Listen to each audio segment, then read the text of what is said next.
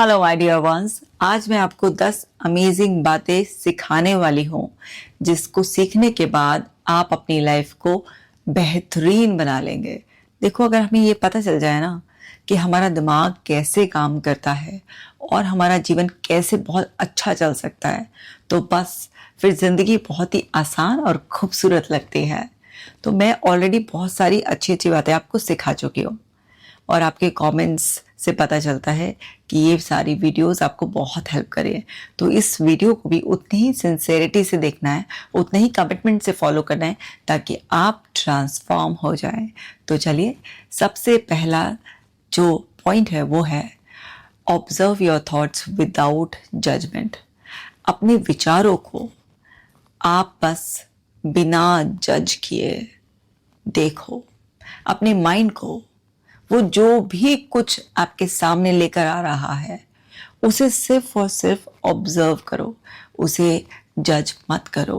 क्योंकि जैसे ही तुम जज करने लग जाते हो वैसे ही तुम फंस जाते हो। तो माइंड के जाल से अगर मुक्त रहना है तो माइंड जो भी कुछ तुम्हारे सामने ला रहा है बस देखो, ना बुरा ना अच्छा। जब सुख दुख बुरे अच्छे से तुम ऊपर उठ जाओगे और सिर्फ देखने वाले रह जाओगे तो तुम्हें अपना साइलेंस बहुत अच्छा लगेगा।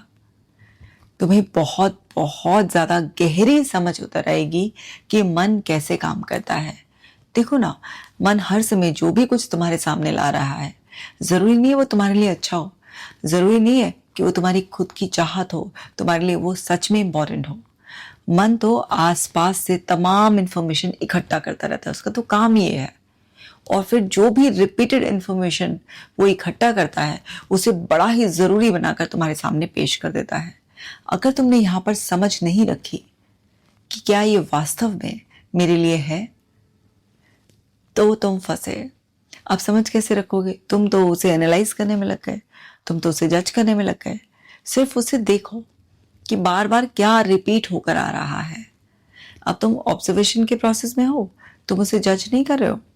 तो अब वो कितनी भी खराब से खराब थॉट्स आएंगे, जैसे ओसीडी में कई बार अपने ही लोगों के लिए बहुत खराब थॉट्स आती हैं, कहीं हम उन्हें हार्म ना कर दें।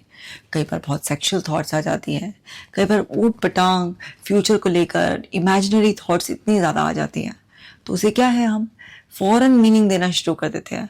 फौरन उसे, ये बहुत ही नेगेटिव थॉट है, ये तो बहुत ही वाहियात थॉट है, इस तरीके से हम उसे जज करना शुरू कर देते हैं। वहीं पर हम फंस जाते हैं।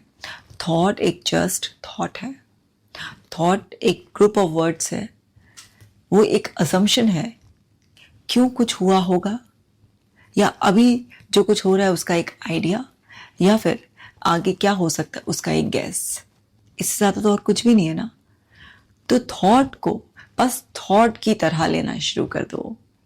इससे तुम्हें ये गहरी समझ आ जाएगी कि तुम विचार न कभी थे, न हो, न तुम बन सकते। क्योंकि जिसको तुम देख सकते हो, जिसको तुम पकड़ सकते हो, वो तुम कैसे हो सकते हो। तो तुम्हें बस यही समझना है। क्योंकि दिन में 70 से 80 हजार थॉट तक आ जाती हैं। सारी थॉट्स तो अच्छी नहीं होती हैं, बहुत सारी थॉट्स रिपीटेड कचरा ऐसी होती हैं। अब तुम उन महज मामूली सी थॉट, जिनकी कोई सच में हैसियत ही नहीं है, वो तुम्हें नाच नचा देती हैं। क्योंकि तुम सोचते हो कि अगर मैंने नोटिस किया तो मुझे फोकस करना भी जरूरी है। नहीं नहीं, नोटिस तो करोगे। अगर तुम्हारे शरीर में सर से लेकर पांव तक कहीं पर भी कोई हलचल होगी, नोटिस तो करोगे। अगर तुम्हारे मन से कोई विचार गुजरेगा, नोटिस तो करोगे। जैसे तुम सड़क पे जा रहे होते हो, बहुत सारी ऐसी चीजें देख लेते हो जो तुम कभी भी इंटेंशनली देखने ही नहीं चाहते हो। ऐसी आवाजें सुन लेते हो जो तुम सुनना नहीं चाहते हो। तो तुम नोटिस करते हो, क्योंकि ये सेंसेस इस कंट्रोल में नहीं रह सकती कि ये मत देखो, ये मत सुनो, ये मत स्मेल करो। ये तो करेंगी करेंगे अपना काम। बट यहां पर पावर ऑफ चॉइस। नोटिस किया, अब फोकस करना है या नहीं करना है। तुम उसे गुजर जाने दो, फिर देखो तुम्हारा कंट्रोल तुम्हारे पास रहेगा। तुम मन के गुलाम बन ही नहीं सकते, क्योंकि देखने वाले को गुलाम बनाया ही नहीं जा सकता। तो समझ गए? अब चलो दूसरा पॉइंट समझो। Mind never stops. माइंड तो कभी रुकता ही नहीं है। 24/7 चलता रहता है। एक टाइम ऐसा आता है तुम्हारी बॉडी थक जाती है, आराम चाहती है, लेकिन जब तुम सोने के लिए भी, आराम करने के लिए भी लेटते हो, तब भी कुछ कचर पचर तुम्हारे दिमाग में चलता रहता है। होता है ना ऐसा? ये बदमाश रुकता ही नहीं है, रात को भी उठा पटक होती रहती है। और जब इसको लगता है ना कि नहीं अभी अभी बताना है, तो सपनों के रूप में कुछ मैसेज देना शुरू कर देता है। ये भी नहीं है कि आराम करने दे और सुबह का वेट कर ले, नहीं जी नहीं, सपनों में ही बताऊंगा, मैं तो इतना बेसब्रा है। तो ये रुकता ही नहीं है, इसको हर समय उठा पटक करने में बहुत मजा आता है। अब जो इतना बदमाश है, जो कभी रुकना ही नहीं चाहता है, तो तुम्हें उस पर लगाम लगानी होगी ना। तो ऐसे लोगों के जो कभी रुकते नहीं, कचर पचर क्या करते हैं, हम उन्हें इग्नोर करना शुरू कर देते हैं, है ना। फिर भी लेकिन वो बोलते रहेंगे बोलते रहेंगे बोलते रहेंगे, फिर और अवॉइड करते हैं हम उन्हें, बिल्कुल इंटरेस्ट नहीं लेते उनकी बातों में। फिर धीरे धीरे धीरे धीरे उन्हें समझ में आता है कि भाई मेरी बातों में कोई इंटरेस्ट नहीं ले रहा है, तो उनकी कचर पचर थोड़ी सी कम होती है। लेकिन फिर भी क्योंकि बेशरम चिकने खड़े होते हैं, वो तो ऐसा नहीं है ना कि रुक जाएंगे। तो ऐसे ही तुम्हारा माइंड है, ये रुकता नहीं है, ये चलता रहता है। कभी कुछ लिया कभी कुछ लिया जाएगा, कभी कुछ। तुम बॉडी को स्टिल कर दो, ठीक है, तुम लेट गए बिल्कुल, और तुमने बॉडी को एकदम से कॉन्शियस एफर्ट डाल के तुमने एकदम से उसको ना फ्रीज कर दिया, पर उसके बावजूद भी माइंड से विचार गुजरते रह सकते हैं। कुछ ना कुछ काम याद आ जाएगा, कुछ ना कुछ आगे का सोचने लगेगा, होता है ना ये। तो तुम बॉडी को तो एक बार को काबू में ले सकते हो, माइंड को ऐसे काबू में नहीं ले सकते। तो इसको काबू में लेने का तरीका जो भी मैंने फर्स्ट पॉइंट में बता रही थी, वही है इसके मुंह लगना बंद करना। तो आपको समझना है, आपका माइंड कभी कॉन्शियस लेवल पे, कभी सबकॉन्शियस लेवल पे, कभी अनकॉन्शियस लेवल पर, बड़ी सारी सुपर कॉन्शियस स्टेट होती है, स्पॉन्टेनियस स्टेट होती है, बहुत सारी होती है ना। तो कहीं ना कहीं किसी ना किसी लेवल पर स्विच करता रहेगा, कुछ ना कुछ करता रहेगा। आप देखो मेडिटेशन में बैठते हो, है ना, बॉडी को तो कंट्रोल करके बैठ जाते हो, माइंड में क्या चलता रहता है ना।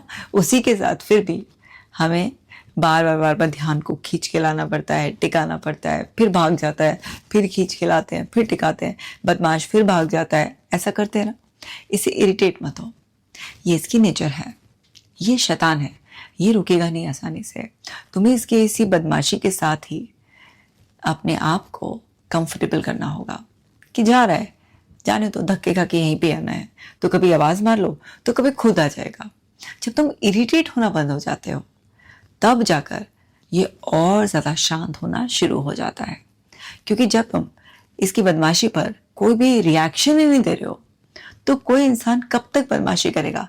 एक छोटा बच्चा भी ना बड़ी सारी ना टेंट्रम दिखा रहा है, लेकिन कोई से टेंशन नहीं दे रहा है, कोई से चुप्पी नहीं करा रहा है, कोई इसकी बात ही नहीं मान रहा है, तो क्या होगा, कितनी देर नाटक करेगा, कितनी देर जमीन पे लेटेगा, कितनी देर रोएगा पीटेगा, 5 मिनट, 10 मिनट, आधा घंटा, 1 घंटा, 2 घंटा, फिर तो जाना है, अब बेटा तेरी नहीं चलने वाली है, अब चुप छोड़। होता है ना। तो समझो, जब तक अटेंशन देते रहोगे, जब तक इसके नाटक ज्यादा चलते हैं, और जब तुम इसे अटेंशन कम देना शुरू कर देते हो, तो इसके नाटक जल्दी से खत्म हो जाते हैं। लेकिन ये रुकता कभी नहीं है। तो कोई ऐसा परफेक्ट मोमेंट नहीं आएगा जिस टाइम पर तुम सोचो इस टाइम मेरा माइंड काम नहीं कर रहा होगा, अच्छा तो ठीक है, इस टाइम मेडिटेशन हो सकता है, अच्छा इस टाइम ये और दूसरा काम हो सकता है। नहीं, तुम्हें इसकी कचर पचर के बीच में ही अपने सारे काम करने होंगे, तुम्हें स्मूथली अपनी जिंदगी को चलाना होगा। अगर सपने भी आ रहे हैं तो उससे इरिटेट मत हो, मुझे सपनों वाली नींद आ रही है। अरे अगर तुम सोओगे, तुम्हारा शरीर आराम की अवस्था में जाएगा, तुम्हारा कॉन्शियस माइंड रेस्ट लेगा, तुम्हारा सबकॉन्शियस माइंड उस वक्त भी एक्टिव है, तो अपना काम कर रहा है। तो शरीर और मन के काम करने के तरीके में तुम इंटरफेयर मत करो, तुम इरिटेट मत हो, बस तुम इन्हें अच्छी तरीके से वो एनवायरनमेंट, बेस्ट कंडीशन दो जिसमें ये अपना काम, जो इनका रेगुलर काम है वो करें, बट सलीके से करें।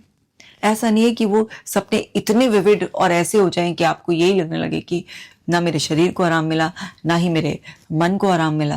तो तुम्हें इसको सपोर्ट करना है। जब तुम इसको सपोर्ट करते हो, राइट इन्फॉर्मेशन देके, अच्छी चीजें देखते हो, अच्छा बोलते हो, अच्छा सुनते हो, अच्छा पढ़ते लिखते हो, सब कुछ अच्छा करते हो ना, तुम हर तरीके की नेगेटिविटी, गॉसिप से दूर रहते हो, तो तुम इस पे राइट फीडिंग कर रहे होते हो। और जब तुम राइट फीडिंग कर रहे होते हो, तो ये तुम्हारे लिए सही काम करेगा। समझ गए? विचार आएंगे भी तो अच्छे आएंगे, क्योंकि विचार लाना तो उसका काम है, पर अच्छे आएंगे, यही तो चाहिए, और क्या चाहिए। आप समझो तीसरा पॉइंट, जो आपका डर है ना, वो पता है क्यों एग्जिस्ट करता है? तुम्हारे विचारों की वजह से, क्योंकि तुम विचारों को सच मान लेते हो। इस वजह से तुम्हें तुम्हारे ही विचार डराते हैं। अब अभी तो मैंने फर्स्ट पॉइंट में बताया ना कि विचार कुछ जो हुआ था वो क्यों हुआ था उसका एक आइडिया है, फ्यूचर के लिए गैस है, अभी प्रेजेंट मोमेंट की तुम्हारा खुद का वर्जन, जो तुम्हारी खुद की इंटरप्रिटेशन है वो है। तो आपको समझना होगा अच्छी तरीके से कि जो सारे डर हैं वो वास्तव में ना तुम्हारे मन की कल्पनाएं हैं। जब तुम ये समझ गए कि जो विचार है, जो पुराने अनुभवों के आसपास से जो इकट्ठा किया हुआ है उसके आधार पर मन विचार बना रहा है, जैसे सांसें अपने आप आती हैं अपने आप जाती हैं, पर कभी कभी हम रुक कर कॉन्शियस ब्रीदिंग लेते हैं ना, ऐसे ही विचार अपने आप आते हैं और चले जाते हैं। कभी कभी हम सोच कर इंटेंशनली कॉन्शियसली सोच विचार कर रहे होते हैं, बट मैक्सिमम टाइम क्या होता है, सब ऑटोमेशन पर चल रहा होता है। तो वो जो ऑटोमेटिक प्रोसेस है ना, आप समझो वो ना हर एक टाइनी पॉसिबिलिटी पर भी विचार बनाकर तुम्हारे सामने दे देता है कि देखो भाई ऐसा भी हो सकता है।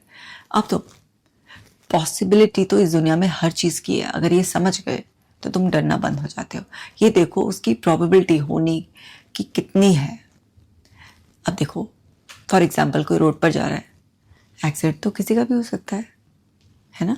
तुम कितनी भी अच्छे ड्राइवर हो, पर तुमसे तब भी चूक हो सकती है, तुमसे भी एक्सीडेंट हो सकता है। कोई दूसरा चला रहा है, उससे भी कोई गलती चूक हो गई तो हो सकता है, बट इसके चांसेस कितने हैं? हो तो सकता है ये, पर इसके चांसेस कितने? सडन डेथ किसी की भी हो सकती है। ऐसे हमने बहुत सारे वो देखे हैं कि अच्छा भला आदमी था, नाच रहा था, बैठा था, बात कर रहा था और गया। पर समझो ना, क्या सबके साथ ऐसा हो रहा है क्या? दिन में हजारों लाखों लोगों के साथ ऐसा हो रहा है क्या? तो समझने वाली बात यह है कि होने को तो किसी के साथ कुछ भी हो सकता है, पर डर डर कर जिंदगी कैसे जिएंगे? अनसर्टेनिटी तो पार्ट थी, है और रहेगी।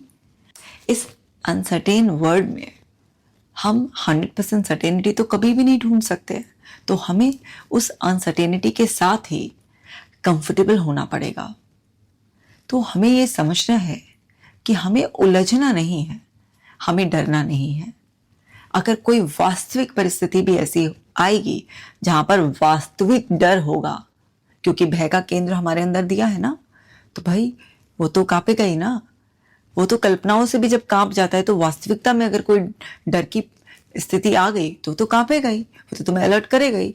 उस टाइम तुम एंग्शियस फील करोगे, तुम्हारी स्टोर्ड एनर्जी तुम्हारे अंदर फ्लो करेगी, तो उस टाइम पर तुम्हारा पूरा सिस्टम इतना ओवर एक्टिव हो जाएगा, क्योंकि तुम्हारे सर्वाइवल पर बात आ जाएगी।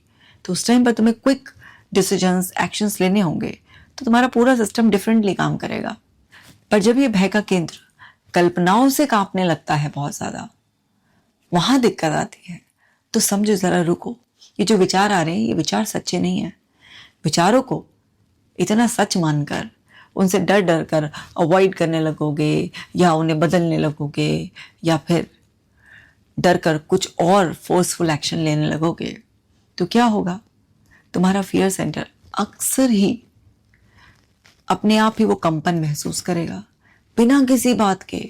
तुम्हें बहुत एंजाइटी, फियर महसूस होगा, और फिर बार बार तुम्हारे ब्रेन की तरफ सिग्नल्स वही ट्रैवल करेंगे, उसी तरीके के थॉट्स रिपीट होंगे, और तुम फंस गए एक जाल में।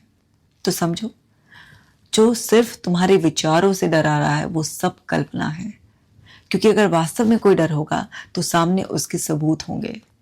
तो जिस चीज के सबूत नहीं है वो कोरी कल्पना है, और कल्पना तो अनंत है। कहाँ तक टॉर्चर हो गया अपनी कल्पनाओं से? तो समझो, रुको, पॉज लो और समझ कर तब आगे बढ़ो। कोई भी डर हो, उसे खत्म करने का सिर्फ एक रास्ता है, और वो है उसे फेस करना। सामना तो करना ही पड़ेगा, तभी जाकर तुम्हारी मुक्ति होगी। अब चौथा पॉइंट समझो, अटैचमेंट क्रिएट सफरिंग। भाई अटैच तो हम मनुष्य होते ही हैं सब चीज़ों से, लोगों से, चीज़ों से, सब अटैच हो जाते हैं। आजकल सबसे बड़ा अटैचमेंट पता है किस चीज़ से? मोबाइल से। है ना, वॉशरूम में भी लेके जाते हैं, हर जगह सीने से चिपका के रखते हैं। तो कितना अटैचमेंट, देखो ना, एक गैजेट से इतना अटैचमेंट है, लोगों से अटैचमेंट हो जाता है। ऐसा लगता है कि भाई ये पर्सन है तो मेरी ज़िंदगी है, मेरा वजूद है, मैं हूँ, ये पर्सन नहीं तो मैं कुछ भी नहीं। होता है ना, कोई छोड़कर चला जाता है तो हम क्या सोचते हैं कि बस अब ये पर्सन गया तो ज़िंदगी बिल्कुल ख़राब हो गई, अब कुछ नहीं हो सकता, मेरे जीने का फ़ायदा ही क्या है। ऐसे ऐसे बिल्कुल एक्सट्रीम में बातें भी करते हुए लोगों को सुना होगा ना आपने।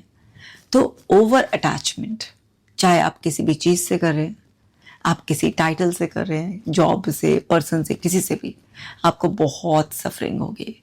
कुछ लोग आपने बड़े फ्लैक्सिबल देखे होंगे कि भाई ठीक है, कोई इंसान अपनी मर्जी से हमारी ज़िंदगी में टिका हुआ है, बहुत अच्छी बात है।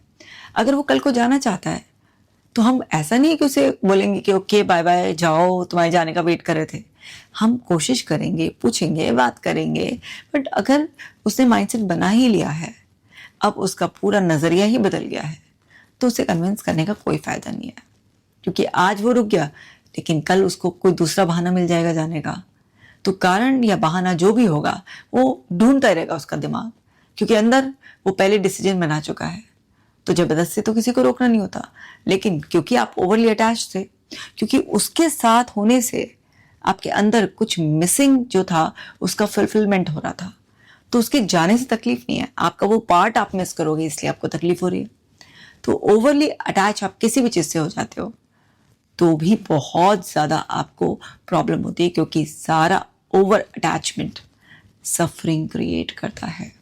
आपको समझना होगा कि जिन भी चीज़ों का आप इस्तेमाल कर रहे हो उनसे आपको लगाव होता है, तो आप उनका रखरखाव अच्छी तरीके से करते हो, उनके अच्छे से केयर करते हो, आप उनके लिए ग्रेटफुल होते हो। ऐसे ही किसी पर्सन से आप अटैच्ड होते हो तो डेफिनेटली आप उसके लिए रिस्पॉन्सिबल होते हो, उसके लिए ग्रेटफुल भी होते हो, उससे आपको खुशी मिलती है, आप उसे खुशी भी देना चाहते हो, बहुत कुछ।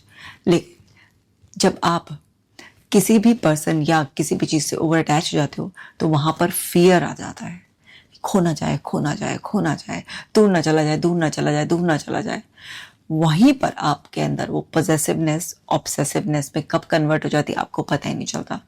फिर जिस पर्सन से आप मान लीजिए ओवरली अटैच हो गए तो क्या है, आप उसके लिए भी ना बहुत ज़्यादा ऐसा टॉक्सिक टाइप का एनवायरनमेंट क्रिएट कर देते हो कि जहाँ पर उसे लगता है यार मेरी तो फ्रीडम ही ख़त्म हो गई है।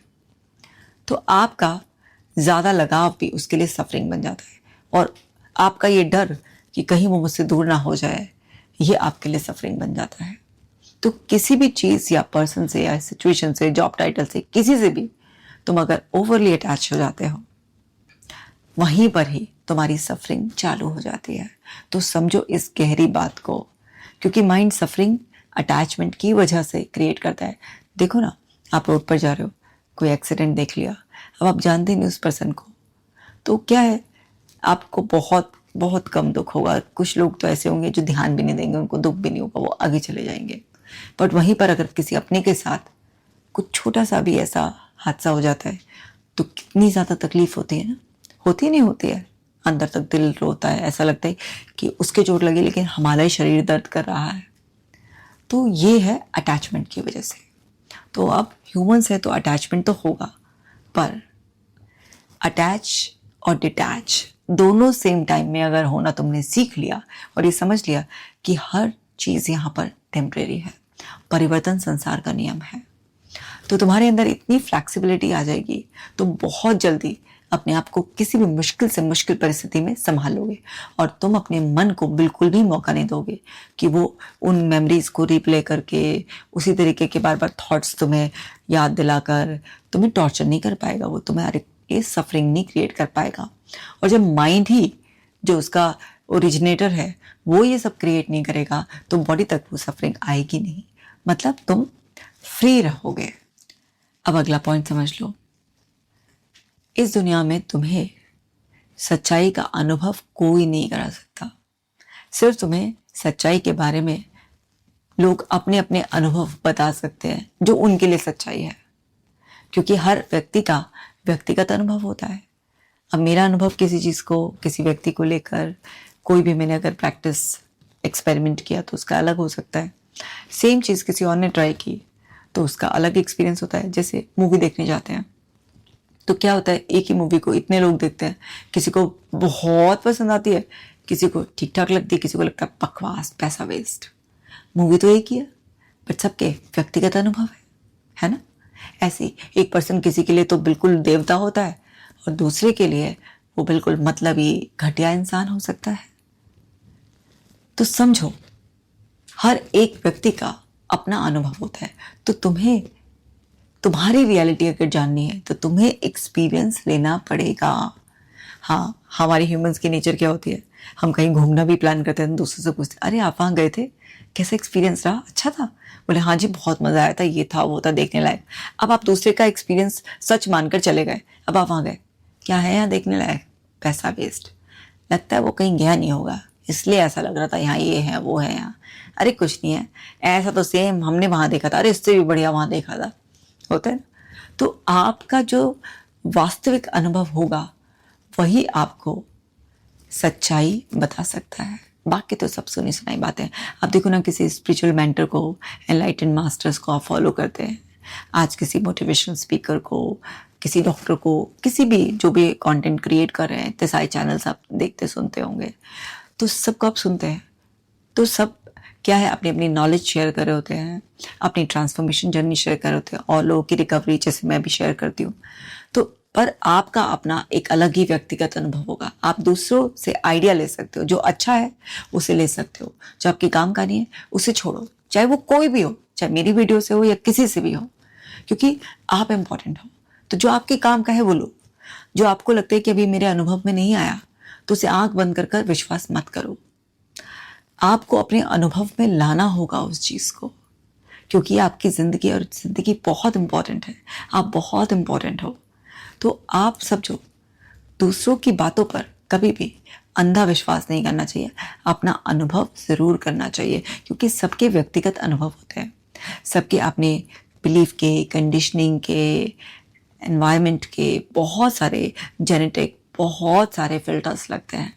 तो जो आपका अपना व्यक्तिगत अनुभव होगा वो सच में आपके मन के लिए, शरीर के लिए वास्तविकता होगी। हाँ, पर ये जिम्मेदारी आपकी है कि अपना वास्तविक जो व्यक्तिगत अनुभव है उसे बेस्ट बनाने के लिए प्लीज़ अपने फिल्टर्स के लिए ज़रूर अवेयर रखना, क्योंकि सच में अगर आपके अंदर प्रोग्रामिंग गलत हुई हुई है तो वो आपको वास्तविक अनुभव से दूर कर सकती है, रोक सकती है।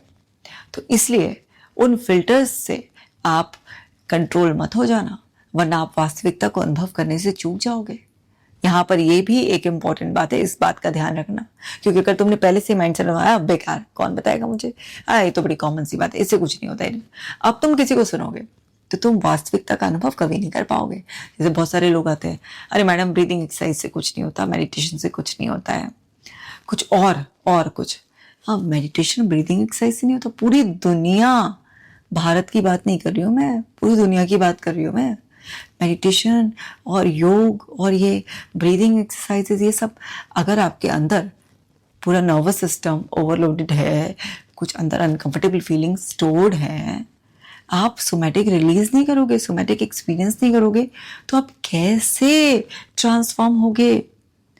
तो आप कॉन्शियस माइंड को कितना भी समझाते रहो, बट अगर आप अपनी मसल मेमोरीज चेंज नहीं करोगे, अगर आप अपने नर्वस सिस्टम को जो ओवर बर्डन हुआ है उसका बर्डन ऑफ नहीं करोगे, आप कैसे ट्रांसफॉर्म होगे? नहीं हो सकते। तो समझना है कि ये काम करता है, लेकिन क्योंकि आपने पहले से ही माइंडसेट बना रखा है कि बेकार है, इससे कुछ नहीं होता है, मैंने तो 4 दिन करके देखा था, मेरे तो कुछ नहीं हुआ, तो फिर अच्छी चीज़ का भी अच्छा अनुभव नहीं ले पाओगे। तो यहाँ पर ज़रा इस बात का भी ध्यान रखना। अगला पॉइंट है, आपका कंपैरिजन करना आपकी मानसिक शांति को छीन लेता है। समझो ज़रा, देखो हमें बचपन से ही ना दूसरों की तुलना में खुद को देखना सिखा दिया गया होता है। अब ये कोई जानबूझ के प्लान बना के तो तुम्हारी ज़िंदगी खराब करता नहीं है, उनको ऐसा ही आता है। तो किसी से अब शिकायत मत पालने बैठ जाना कि मेरे साथ ऐसा क्यों किया, बचपन में मेरी कंडीशनिंग सही क्यों नहीं की, छोड़ो उसे, जो हो गया सो गया। अब जाग जाओ, जब जागो तभी सवेरा। अपनी तुलना दूसरों से करना अभी से बंद करो, अगर अपनी मानसिक शांति बचानी है तो। समझना तो पड़ेगा ही, क्योंकि जब तुम दूसरों से तुलना कर रहे होते हो तुम अपने आप को खो रहे होते हो, तुम वो कभी बन ही नहीं सकते हो ना। लेकिन तुम अपने आप को नकार रहे हो। और जब जब तुम्हारे माइंड को ये पता चलेगा कि तुम अपने आप को नकार रहे हो, तुम दूसरे की जैसी शक्ल, दूसरे के जैसा स्टाइल, दूसरे की जैसी लाइफ पाना चाहते हो, दूसरे के जैसा करियर पाना चाहते हो, दूसरे की जैसी बीवी पाना चाहते हो, किसी के जैसा बॉयफ्रेंड पाना चाहते हो। अरे भाई क्या चक्कर है ये? तुम्हारा क्या है? तुम्हारा अपना क्या है? तुम्हारी तुलना सिर्फ तुमसे हो सकती है। कल तक तुम क्या थे, आज तुम क्या हो, और कल क्या तुम में बनने की संभावना है। अब क्या दूसरे को बिल्कुल ना देखें? क्या बिल्कुल ना सीखे किसी से? समझो, अपने मन में कहानियां मत बनाओ। जो मैं बात समझा रही हूँ वो बहुत गहरी है। दूसरे को देखो, ऑब्जर्व करो, उसमें जो कुछ अच्छा है एप्रिशिएट करो, उसे एक्नॉलेज करो, उससे इंस्पायर हो, और एज इट इज कॉपी मारने की कोशिश मत करो। उसमें से वो देखो कि तुम्हारे यूनिक स्टाइल में तुम क्या सीख सकते हो, क्या चीज तुम्हें सूट करती है। जो चीज तुम्हारे अंदर चार चांद लगा दे, तुम्हारी को और निखार दे, तुम्हें और वैल्यूएबल बना ले, उसे अपने यूनिक स्टाइल में कॉपी करो। क्योंकि अगर तुमने किसी के बोलने का तरीका सेम कॉपी कर लिया, तुमने किसी के पहनने का तरीका सेम कॉपी कर लिया, तुमने हर चीज बिल्कुल सेम कॉपी कर ली, भाई तुम एक डुप्लीकेट बन के रह जाओगे। और वो डुप्लीकेट की कोई वैल्यू नहीं होती है। एक्टर्स के तुमने डुप्लीकेट्स देखे होंगे ना। शाहरुख खान का अगर कोई डुप्लीकेट है तो क्या उस डुप्लीकेट को शाहरुख खान जैसी वर्थ वैल्यू मिलती है? नहीं मिलती ना। हाँ, उसका काम चल जाता है, उसको भी रोजी रोटी का अच्छा खासा जुगाड़ या फिर वो मिल जाता है कहीं पर उसकी स्पेसिफिकली ज़रूरत होती है तो। बट ओरिजिनल की वैल्यू ओरिजिनल होती है। तुम सीखो, पर उसको अगर तुम्हें मॉडल भी करना है तो अपने यूनिक अंदाज में करो। क्योंकि हम सब एक दूसरे से अगर इंस्पायर हो, कुछ अच्छा जो है उसमें अप्रिशिएट कर पाए उन्हें, तो हमारे अंदर कोई नेगेटिविटी जैसे जेलसी वगैरह की कोई भावना पैदा नहीं होगी। हमें कोई फोमो नहीं होगा कि हम पीछे रह गए हैं। हमारा दिमाग ओवर थिंकिंग में नहीं जाएगा। हम उस अनहेल्दी कंपैरिजन से अपने आप को हीन भावना से ग्रसित नहीं करेंगे, बल्कि हम और एम्पावर्ड होंगे, क्योंकि हमें किसी और की अच्छाई देखकर कुछ सीखने का मौका मिला और उसे हमने अपने अंदाज में सीखा और हमने उसे अपना एक हिस्सा बना लिया। अब हम कॉपी नहीं है किसी की, हमने दूसरे से बेशक सीखा, पर हम ओरिजिनल है और हमेशा ओरिजिनल की बहुत बहुत वैल्यू होती है। तो अगर अपने आप को मेंटल टॉर्चर से फ्री करना चाहते हो तो कंपैरिजन आज से अभी से बंद। अब अगला पॉइंट समझो। आपकी जो रियल इंटेलिजेंस है, जो बुद्धिमत्ता है, वो अवेयरनेस से ही जन्म लेती है। समझो, जो व्यक्ति जितना जागरूक है, जितना होश में जीवन जी रहा है, वो उतना ज्यादा सुखी है। अगर आपको इस बात का होश है कि जो बात कोई बहुत विश्वास से आपको बता रहा है, उसके पीछे उसका क्या मतलब छुपा हुआ है, तो कोई भी व्यक्ति आपकी बुद्धि को हर नहीं सकता। क्योंकि मन के ऊपर बुद्धि है, बुद्धि के जरिए चंचल मन को काबू में किया जा सकता है, और बुद्धि के ऊपर है अवेयरनेस। तो जब तुम पूरे होश में रहते हो तभी तुम्हारी बुद्धि सही तरीके से काम करती है, और जब बुद्धि सही तरीके से काम कर रही होती है तो मन वश में रहता है। तो तुम्हारी अवेयरनेस कहीं पर भी खो ना जाए, इस बात का इंतजाम रखने के लिए तुम्हें थोड़ा सा हर समय जो तुम एक्टिव रहते हो, कुछ ना कुछ देखते रहते हो, सुनते रहते हो, कहीं ना कहीं कुछ पढ़ते रहते हो, तुम्हें बस हर वक्त एक्टिव रहना है, तो ओवरलोड मत करो। क्योंकि अगर तुम ये सोचोगे कि मैं हर समय कहीं ना कहीं एंगेज रहूं, तो तुम्हें ऑब्जर्व करने का मौका कैसे मिलेगा? भैया तो तुम रिसीविंग मोड पर हो या तुम विटनेस मोड पर हो। तो समझो, या तो अपने आप को इतना ट्रेन कर लो मेडिटेशन प्रोसेस से कि जहां पर मन का एक हिस्सा रिसीव करा और मन का एक हिस्सा ऑब्जर्व करा हो। पर अगर अभी ये संभव नहीं है तो थोड़ा सा वो जो एक्स्ट्रा इनपुट तुम हर समय लेते रहते हो उसे रेस्ट्रिक्ट करो और समझो, जो देखो, जो सुनो, जो पढ़ो, जो करो, वो तुम्हारे हित में होना चाहिए। वरना खराब इन्फॉर्मेशन तुम्हारी बुद्धि को नष्ट करेगी और तुम्हारा मन बेकाबू हो जाएगा, और फिर अवेयरनेस भी तुम्हारी उतनी मदद नहीं कर पाएगी। जो तुम्हारी अवेयरनेस में आ जाए उसे एक्सेप्ट करो और फिर एक्शन लो। क्योंकि अवेयर हो जाने मात्र से काम नहीं चलता है, ट्रांसफॉर्मेशन, अवेयरनेस के बाद एक्सेप्टेंस एंड एक्शन के बाद, पूरा प्रोसेस कंप्लीट होने के बाद तुम्हारी ज़िंदगी में कुछ बदलता है। तो तुम्हें होश में रहना है। मुझे कितने खाने की ज़रूरत है, मुझे कितनी नींद की ज़रूरत है, मैं किससे बात करूं, किससे थोड़ी दूरी बना लूं, ये जो मैंने कंटेंट देखा ये मेरे लिए है या मेरे लिए नहीं था, मेरे को अपनी ज़िंदगी से चाहिए क्या, अपने लक्ष्य के बारे में आज तुमने क्या किया, अपनी सांसों के बारे में। जितना भी तुम होश में ज़िंदगी जी सकते हो उतना ज़्यादा तुम सफरिंग से दूर रह सकते हो। जितना बेहोशी में रिपीट मोड पर ज़िंदगी जियोगे उतना कल के दुख को आज भी महसूस करोगे, बल्कि और गहरा महसूस करोगे, क्योंकि जो दोहराया जाता है वो मन के द्वारा पक्का कर दिया जाता है। तो होश में ज़िंदगी जीनी है। होश में ज़िंदगी जीने के लिए बस एक ही मंत्र है, ना मैं ये शरीर हूँ ना ये मन हूँ, मैं तो इन शरीर और मन से बहुत ऊपर एक परम चेतना हूँ। मेरे अंदर जो देखने वाला है वो मैं हूँ, बाकी तो ये सब मेरी सेवा करने वाले हैं। इस भाव से जब कुछ दिनों तक लगातार अपने आप को ट्रेन करोगे तब जाकर तुम अवेयरनेस के उस लेवल तक उठ पाओगे जहां पर कुछ भी तुम्हारी मर्जी के बिना नहीं होगा। अगला पॉइंट है, आप तभी उस रियल फ्रीडम को एक्सपीरियंस कर सकते हो जब आप खुद को समझने लगते हो।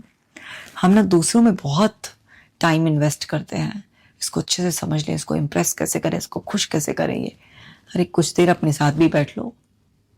फ्रीडम हम सबको चाहिए, लेकिन दूसरे से तो हम लड़ मरेंगे, उनको नोच खाएंगे कि अच्छा ऐसे कैसे मुझ पर रोक टोक लगा दी, मैं ये ना पहनूं, यहाँ ना जाऊं, ये ना जाऊं, ये मेरी फ्रीडम है, ये मेरी लाइफ है, मेरी चॉइस है। अब तुम लड़के दिखाओ अपने माइंड से। जितना बदतमीजी तुम बाहर करते हो, दो अपने माइंड को गालियां, वो करो, उससे बोलो, चीख कर बोलो कि मुझे फ्री कर दो। जितना तुम बदतमीजी करोगे उतना ज़्यादा वो तुम्हें बांध लेगा। तो अगर तुम्हें मेंटल फ्रीडम चाहिए, तुम्हें अपने माइंड से फ्री होना है, तो तुम्हें अपने आप को समझना पड़ेगा। अपने आप को समझोगे तब जाकर तुम्हारे जीवन का उद्धार होगा। पर अपने आप को समझोगे कैसे? समझने के लिए तो खुद के साथ टाइम स्पेंड करना पड़ता है। 5 मिनट तो तुमसे आंख बंद करके बैठा नहीं जाता। बैठेंगे तो अपना ही अंदर का जो शोर है ना, वो तुम्हें इतना घबरा देता है, इतना विचलित कर देता है, फट देनी सोशल मीडिया ऑन हो गया, कोई म्यूजिक चला लिया, कुछ भी। तो समझो, अगर खुद को समझना है तो तुम्हें बाहर से इंफॉर्मेशन रोकनी पड़ेगी, और ये जो जबान तुम्हारी कचर पचर चलती है ना, इसको भी बंद करना पड़ेगा। तब चलकर तुम्हारे अंदर धीरे धीरे धीरे धीरे शांति उतर कर आएगी। पहले तो बहुत फिजूल का शोर मचेगा, उसे सुनते जाना तुम्हें आइडिया हो जाएगा कि तुम्हारा माइंड कितने सारे कंकड़ पत्थरों को इधर से उधर उठा पटक कर रहा है। फिर जब वो सब सेटल कर लेगा, क्योंकि एंगेज तो हो ही नहीं रहे हो, सिर्फ देख रहे हो, उसके बाद से जो शांति होना शुरू होगी, उस खामोशी की अपनी एक आवाज होती है। वहां से तुम्हें समझ में आ जाएगा कि तुम्हारी लाइफ का क्या पर्पस है, तुम यहाँ इस प्लेनेट पर क्यों भेजे गए हो। तुम्हें इवॉल्व होने के लिए भेजा ना, और तुम वहीं निचले स्तर पर पड़े थे। तो तुम्हें समझ में आ जाएगा रियल पर्पस ऑफ लाइफ क्या है। उस दिन तुम्हें दुनिया में सबसे महत्वपूर्ण और सबसे प्यारा तुम खुद लगोगे। तुम्हारा किसी से कोई कंपैरिजन करने का दिल नहीं चाहेगा, तुम्हारा फिजूल की बकवास देखने का मन नहीं करेगा। तुम बस अपनी यूनिकनेस में मदहोश होकर, मतवाली चाल के साथ, ऐसे जैसे तुम ईश्वर के भेजे वो एंजल हो जो यहाँ पर एकदम ग्रैटिट्यूड डांस के साथ जिंदगी को जीने के लिए आया है। तुम्हें वो सब समझ में आ जाएगा, फिजूल की सारी चीजें छूट जाएंगी। अब इसका मतलब ये नहीं कि तुम कोई साधु सन्यासी बन जाओगे, लोग अपना कमंडल और पहाड़ों पे चले जाओगे। तुम रहोगे इसी मनुष्य जीवन में, वैभवता में। तुम कमाओगे भी, तुम उड़ाओगे भी, तुम मदद भी करोगे, तुम पूरे ऐशो आराम से रहोगे। पर तो बिल्कुल अष्टावक्र के ज्ञान के बाद जैसे राजा जनक रहे थे, महलों में रहकर भी डिटैच, किसी भी तरीके का नकारात्मक भाव सर पे नहीं चढ़ेगा।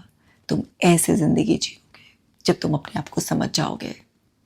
आज है तो ये मुझे भोगना है, कल नहीं रहेगा, तब भी मेरे अंदर का सुख ऐसे ही रहेगा। फिर तुम समय की मार से, उस सारे बदलाव की मार से, परिवर्तन की मार से बच जाओगे।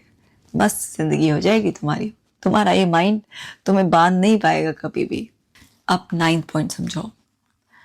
अगर तुम अपने माइंड को हर वक्त बिजी रखते हो, वो कैसे क्लैरिटी देखेगा?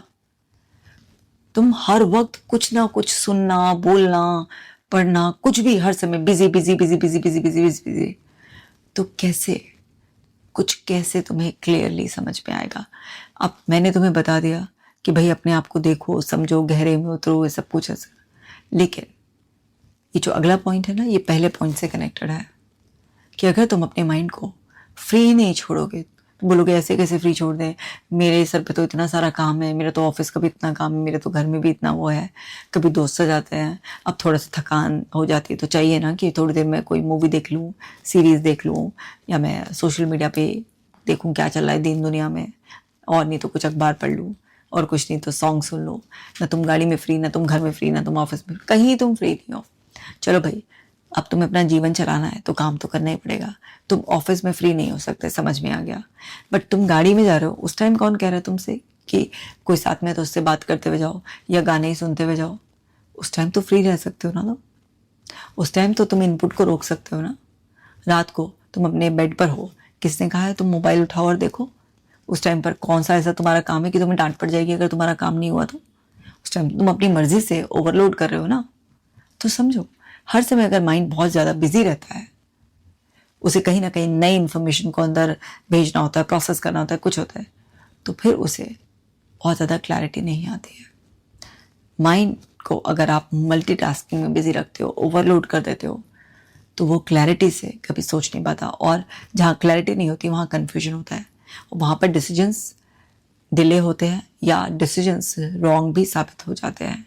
वहाँ पे बहुत सारे रिग्रेट्स होते हैं, वहाँ पे बहुत सारे गिल्ट्स आते हैं, वहाँ पर पैनिक भी हो सकता है, और वहाँ पर बहुत कंप्लेन भी हो सकती है, और वहाँ पर कंपैरिजन भी आ सकता है, और वहाँ पर किसी भी तरीके की एंग्जाइटी, आपको फियर, किसी भी तरीके के रूप में मेंटल टॉर्चर हो सकता है।